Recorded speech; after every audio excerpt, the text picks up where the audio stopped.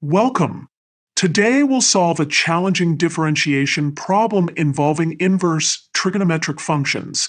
Let's look at our question. Given the function y equals sine of m times inverse sine of x, we need to prove that this function satisfies the differential equation 1 minus x squared times y double prime minus x y prime plus m squared y equals 0. Let's solve this step by step.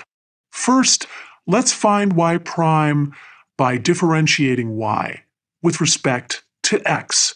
Using the chain rule, we get cosine of m sine inverse x times m over square root of 1 minus x squared. For simplicity, let's denote y prime as y sub 1. Now, let's square both sides.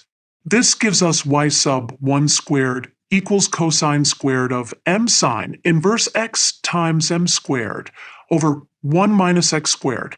Multiply both sides by 1 minus x squared. This gives us y sub 1 squared times 1 minus x squared equals m squared times cosine squared of m sine inverse x. Using the trigonometric identity cosine squared equals 1 minus sine squared, we get y sub 1 squared times 1 minus x squared equals m squared times 1 minus sine squared of m sine inverse x. Remember that our original function y equals sine of m sine inverse x. Therefore, y sub 1 squared times 1 minus x squared equals m squared times 1 minus y squared. Now, let's differentiate both sides with respect to x.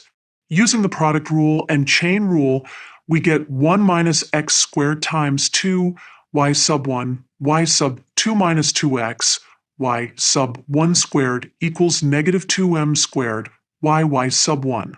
Finally, dividing throughout by 2y sub 1 and rearranging terms, we get 1 minus x squared times y double prime minus x, y prime plus m squared, y equals 0, which is what we wanted to prove.